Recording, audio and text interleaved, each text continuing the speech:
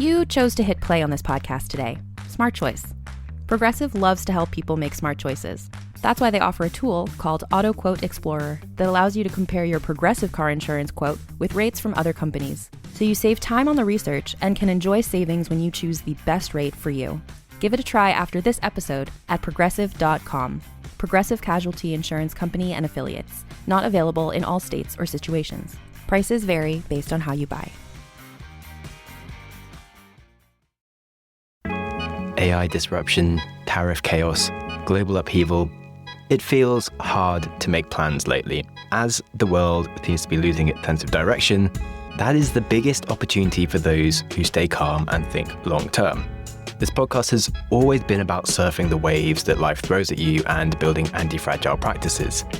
Accordingly, I'm going to put on a workshop on the 13th of May to go really deep into these areas for anyone who wants to make better decisions and start controlling their controllables. There's only 10 spots, $100 each. In my own unbiased opinion, it's going to be awesome. Link is in the description if you are interested. Welcome to the Growth Mindset Podcast with me, Sam Webster Harris. I'm ready for a big podcast today.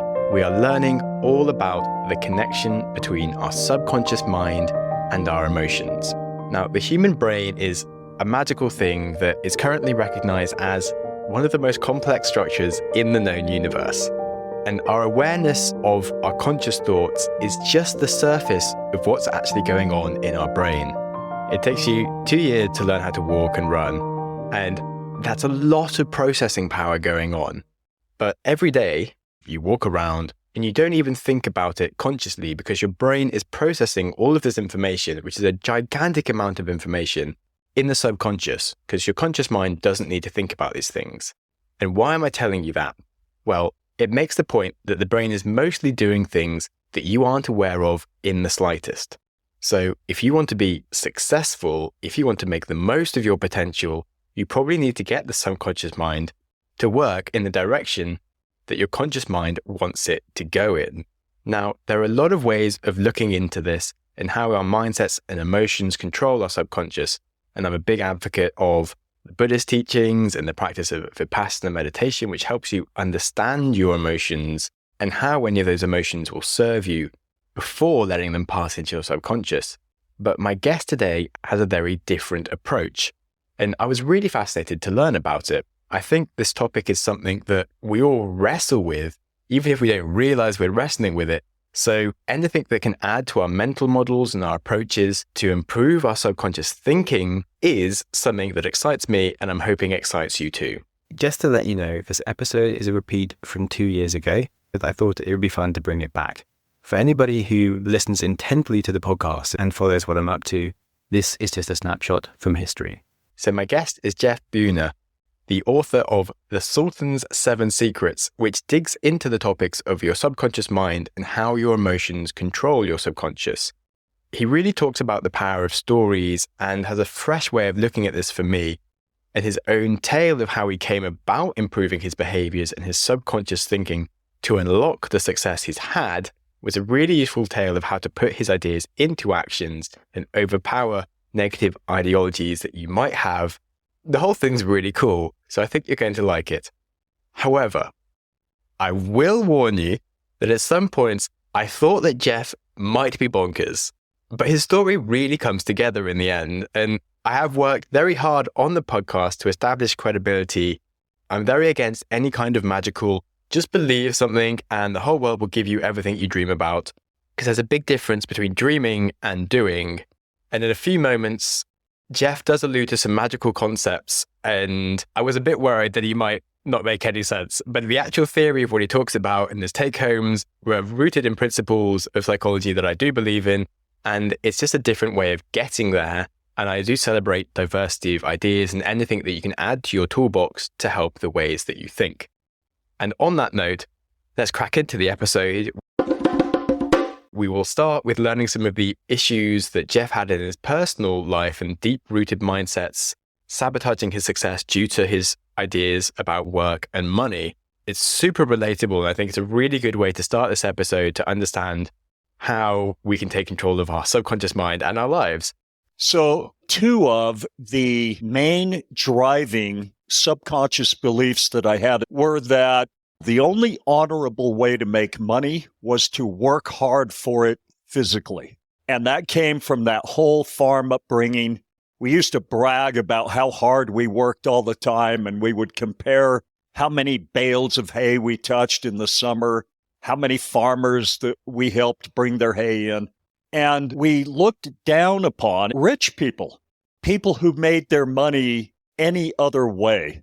We really thought we were better than people who didn't work hard for their money. At 33, here I am. I'm a concrete contractor working hard for my money, but I'm not happy. I'm going backwards financially. I'm struggling. I have no free time. My family is starting to fall apart.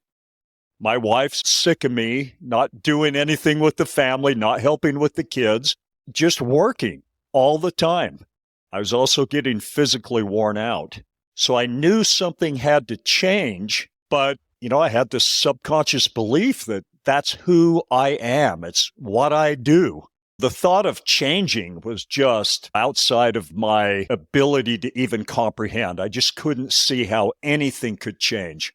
Very much the fixed mindset belief, and no one really thinks they have a fixed mindset. So I was going to ask you, what were the reasons that you were having troubles? Anyone who's been in the construction trades will tell you that you can make plenty of money. I was making good money, and as long as nothing went wrong, I was fine. But things did go wrong. And pretty soon, if you stay in it long enough, you can find yourself in a situation where you're trying to complete a job today to get paid so that you can cover the bills on 2 jobs back or even 3 jobs back. And I was trapped that way. I had got into some debt. So now I was always hustling to get paid so I could make a payment on my concrete bill or my steel bill or lumber bill and 3 jobs back. So I couldn't even afford to quit and gone on to do something else. I was trapped. I'm really glad I asked. It's really interesting how lots of things logically are really good financial decisions to make if everything goes to plan, but how you can kind of get stuck in things because of, it's really overwhelming for people. And very easily. Well, I'm definitely interested to sort of see where this goes and how you got out of this, but the second unconscious belief that you had, tell me more. Well, you can't be righteous and rich at the same time. And again, that just went back to my upbringing. I grew up in a very religious community of hardworking people, and I certainly believed on a very deep subconscious level that rich people got their money in some underhanded way, or they exploited others to get it. So now here I am trapped in 2 ways. One, in my own subconscious mind, that it's not even right to be wealthy or rich, and yet I desperately wanted to be wealthy and rich. And then I was trapped physically because I had painted myself into a corner. So I had to work hard every day to get that next paycheck just to keep things going and not lose my home and my family. I'm sure a lot of people in your audience can relate to that feeling. Some very interesting mindsets that I think a lot of people can relate to. And I think there are also sort of things that you just do to tell yourself that you're in the right place. And it's just like the mentality that people have when they're in a group is like, okay, I'm in this group, therefore it must be the best group. Oh, yeah. From the day you get here, you're told who you are, what group you belong to, how we act and how we think in this group, what we like, what we don't like. And that training goes on to present. And so if you want to break out of your training or your, let's call it programming, something drastic has to happen. And that's what happened to me at the age of 33. So the story's set up. I'm excited. One thing we'll say is that it is also just like natural as a human to want to conform to a group because we're evolved to like be in groups. And if you're not in the tribe, you're wanting to die and stuff, which is obviously not true today anymore, but you just want to like agree with people even if it doesn't make sense, even when you logically know it's not true, but you're just like, okay, well, I'll just do what other people are doing. That's actually very mature thinking on your part. You're recognizing something there that's real. Thank you very much. So anyway, I'm 32. You were 32, turning 33, and bam, what happened? I took on a job for a very wealthy couple. They were redoing this beautiful old home. It was a good job for me. I was making plenty of money. And I was enamored with the two people that owned the home. They were older, silver-haired people. I thought of them as ancient, but they might have actually been younger than I am now.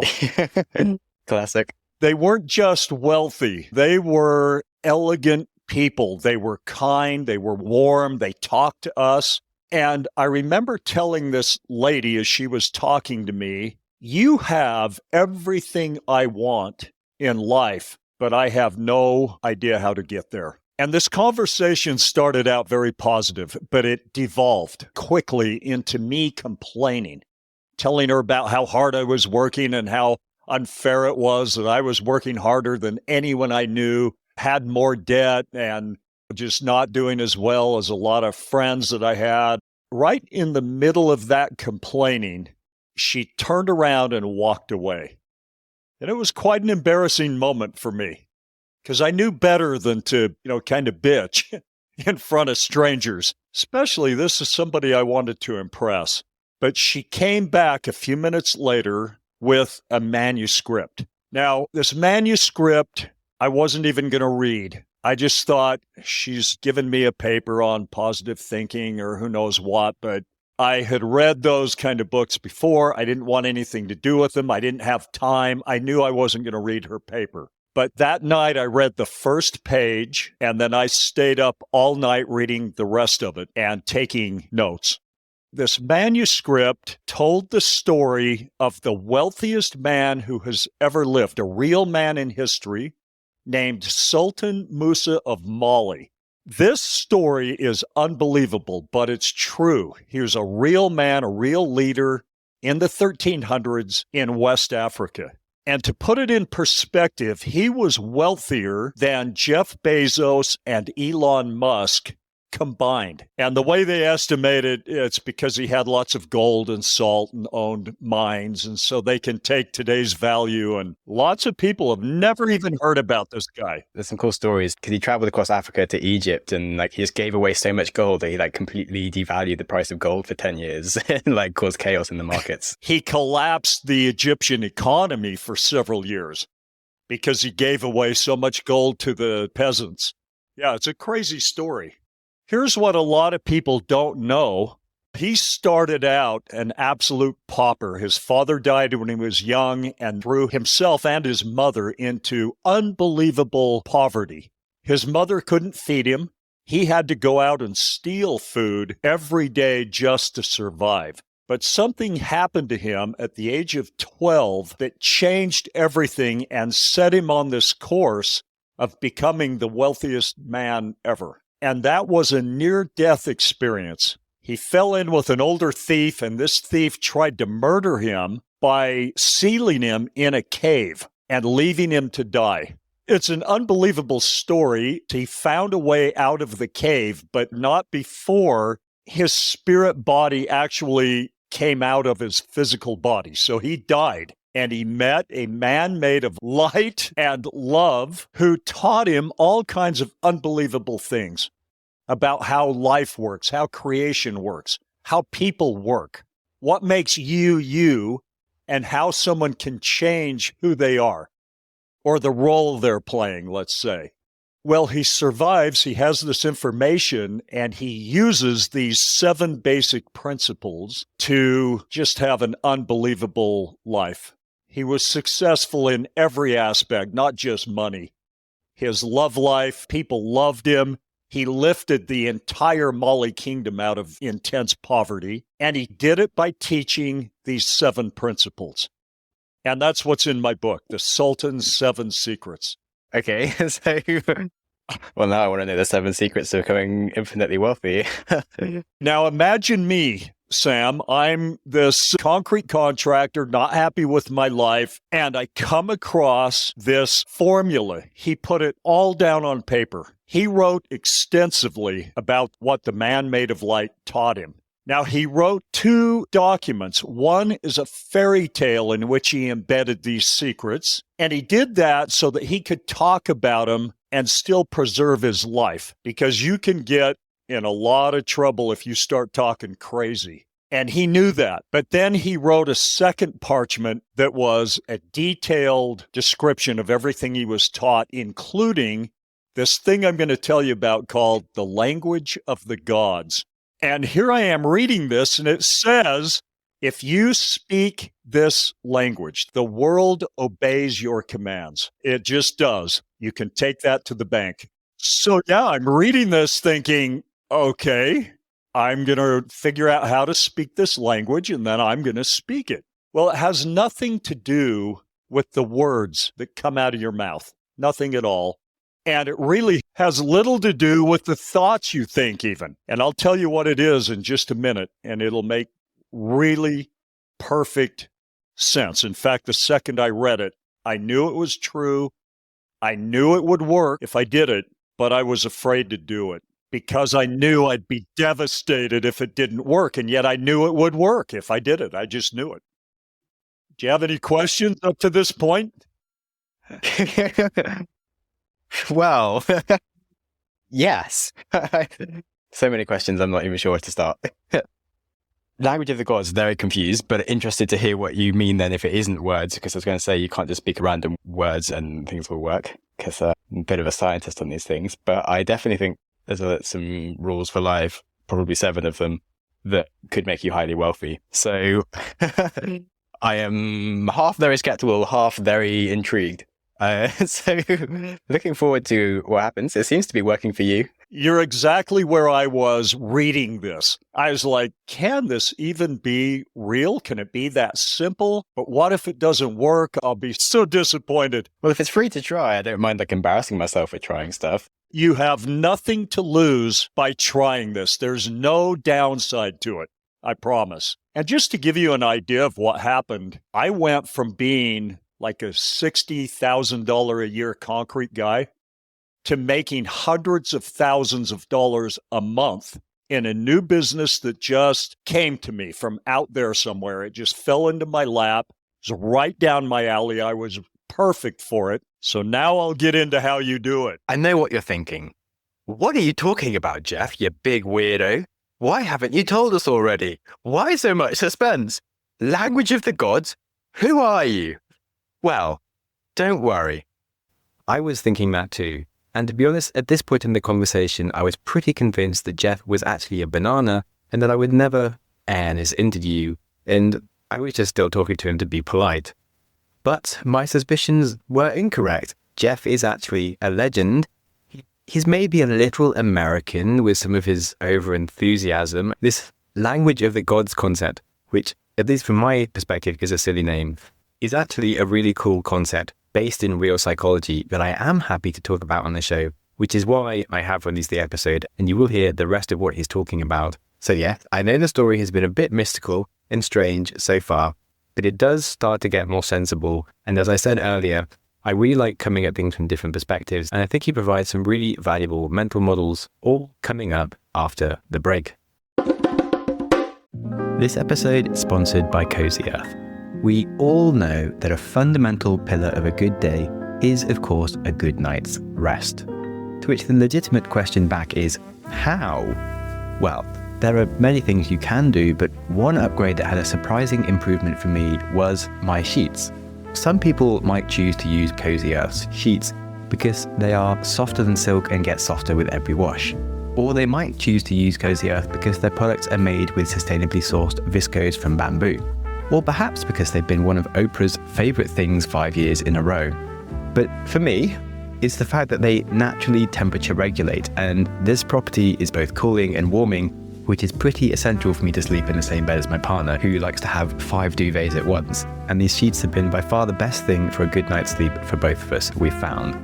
You can try Cozy Earth sheets completely risk-free for 100 nights, and simply send them back if you don't love them. And if the lifetime of a product keeps you up at night, well, every bedding product has a 10-year guarantee. To make sleep a priority now, visit cozyearth.com and use my exclusive code GROWTH for up to 40% off Cozy Earth's best-selling sheets, towels, pajamas, and more. That's cozyearth.com, code GROWTH, and if you get a post-purchase survey, tell them you heard about Cozy Earth right here. To the salon owners, the spa experts, the med spa mavens, those who make every cut, every massage, every facial feel like a small miracle. At Boulevard, they see you. That's why they built the first and only client experience platform that combines online scheduling, marketing, messaging, and payments, and works as beautifully as you do. See for yourself at joinblvd.com/Spotify. Boulevard, software for self-care businesses. Llévate más de lo que esperas todos los días con el nuevo McValue en McDonald's. Ahora puedes comprar uno y sumarle otro por $1.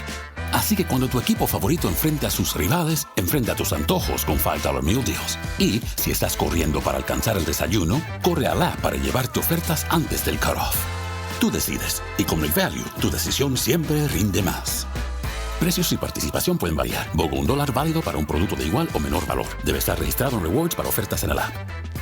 I told you he wrote 2 parchments. One is a fairy tale, a story, but it's so compelling that centuries later, almost everybody on Earth is familiar with it. This is the tale of Aladdin and the magic lamp.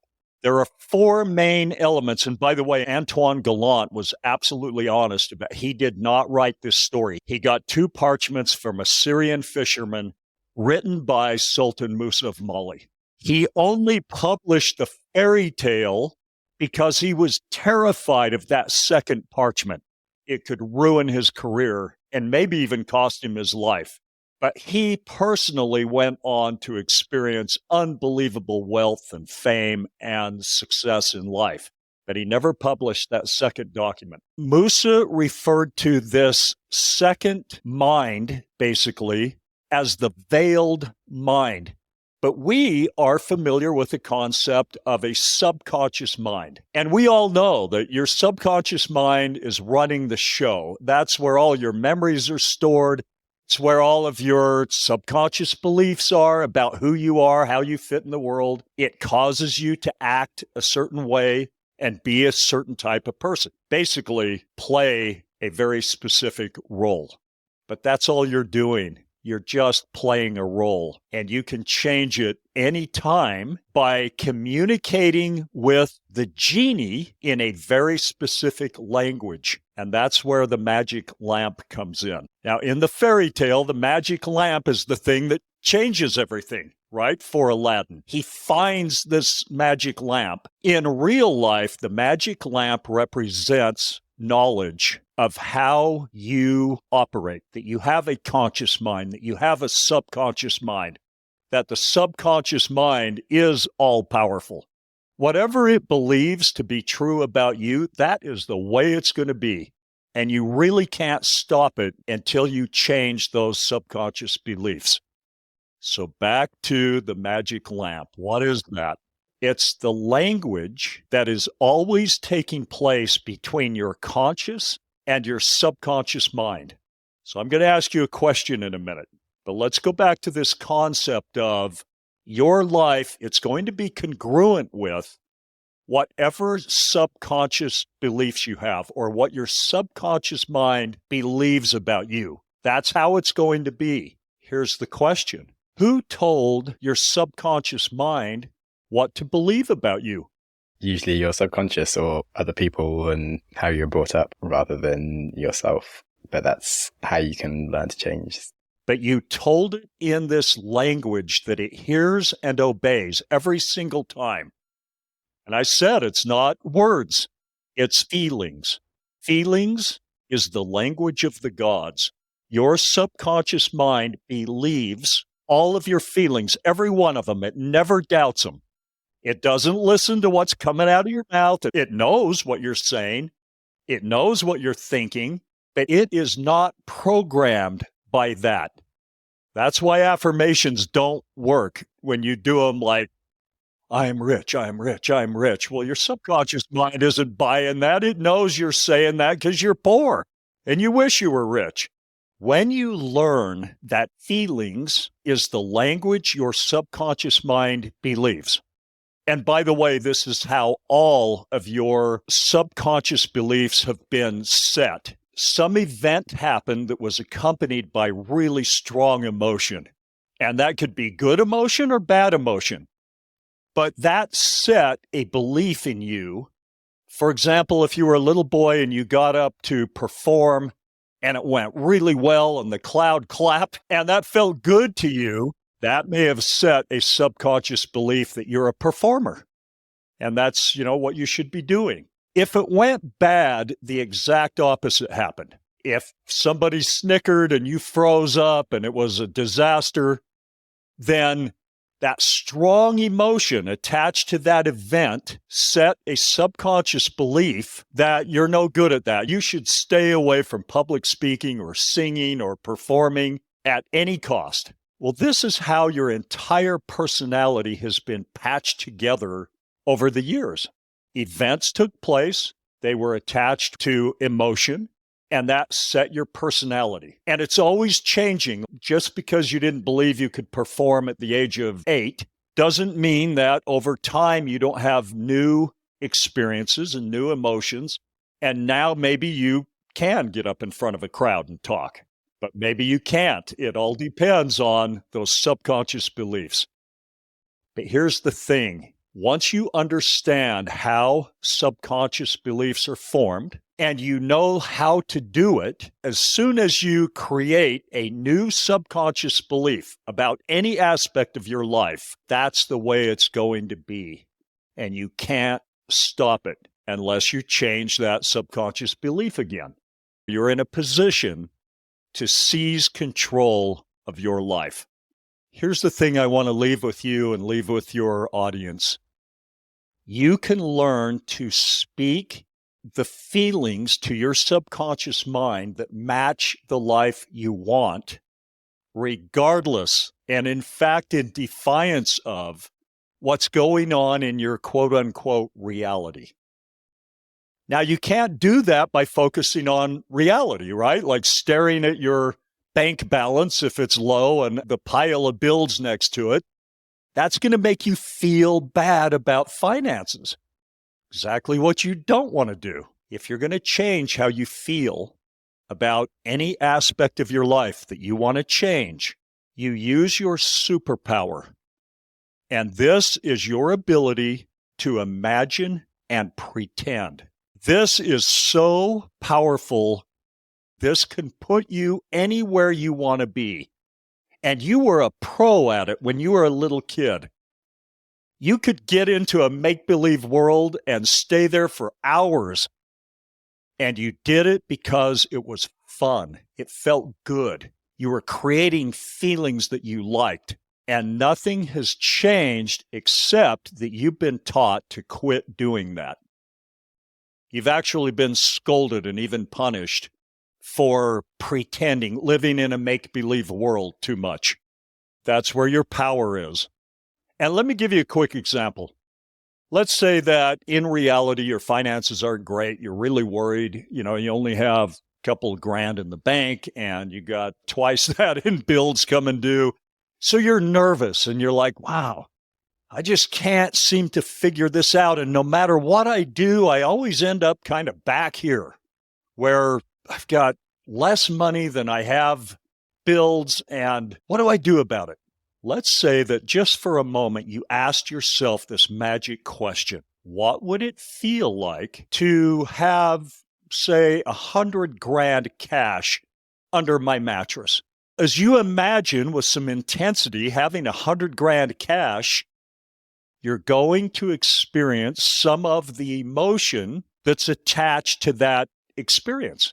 Now, well, this is just an imaginary scenario. It's not real, right? But what about the feelings it generates? Are those real? Definitely. Absolutely they are. Calm and freedom potential.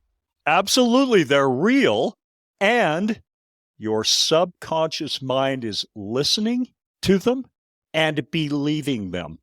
If you do enough of that, you imagine having what it is you want and identify and experience the feelings that imaginary scenario generates, you're going to start telling your subconscious mind what kind of a life to go create for you.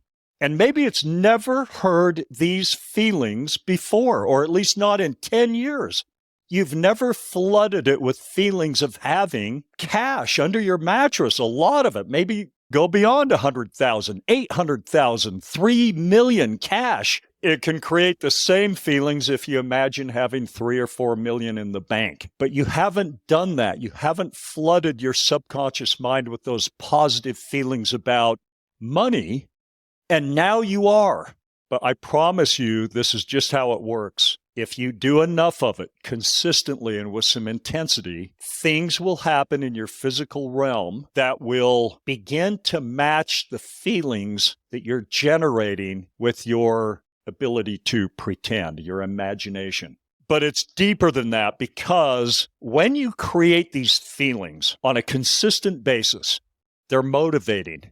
You speak to your subconscious mind in the language of feelings, and it believes them. And then it speaks back to you in the language of feelings based on its beliefs, and you act on your feelings.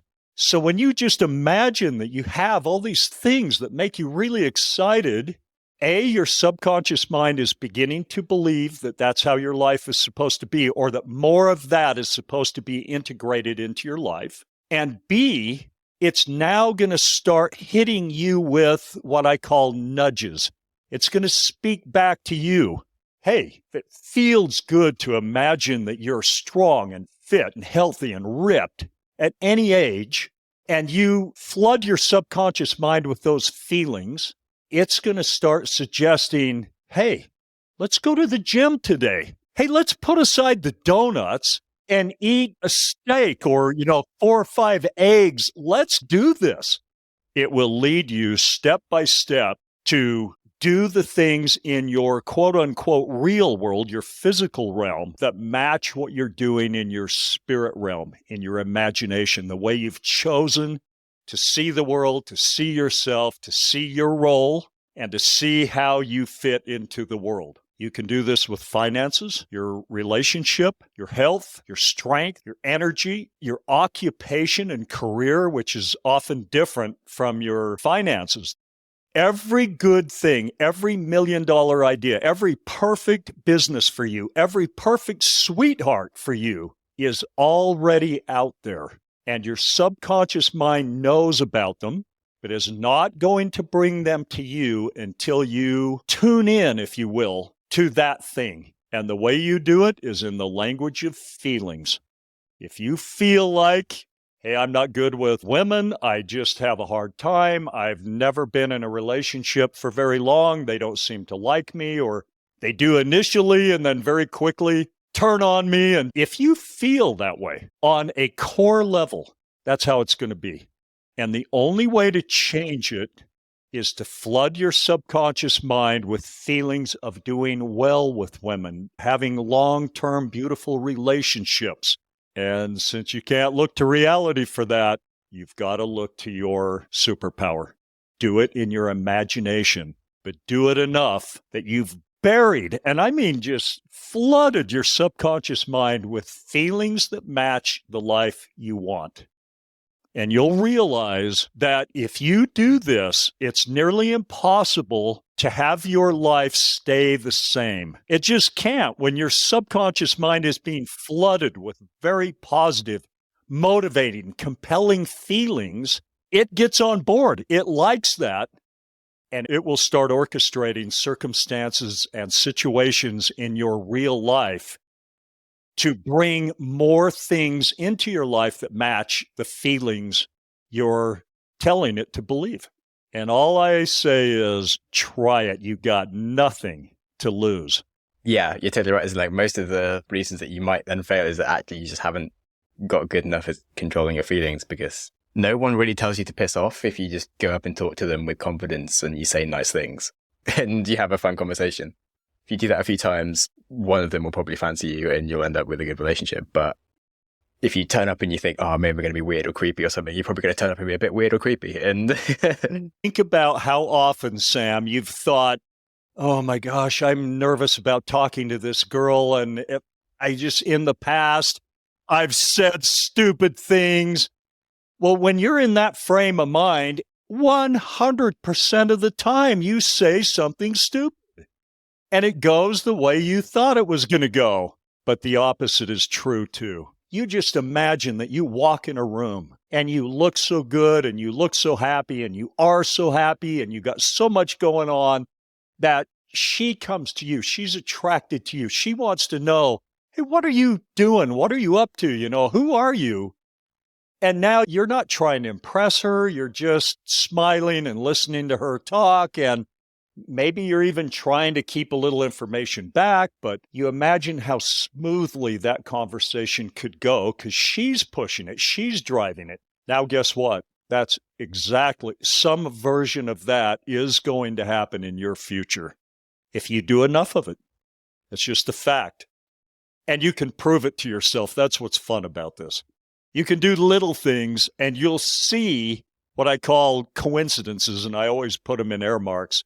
Little things are going to happen where you're like, wait a minute, that was not happening a month ago. It is happening now, and it matches exactly the feelings that I've been generating with these imaginary scenarios. And then your confidence grows and you just do more and more and more of it. I'm fully on board with working out your feelings, and I try to use fear now as a bit of a sign that it's probably something that is worth doing. And so I could kind of get a bit excited if I'm scared to do something like, this is going to be a really good thing to go and do, most likely, unless it's something where you're probably just going to get killed. But it is something I kind of had realized already, was that like feelings are kind of a useless basic reaction that isn't always correct, and that you should work out what you should actually think you should feel. Yes. And yeah, that was super useful and definitely changed my life quite a lot.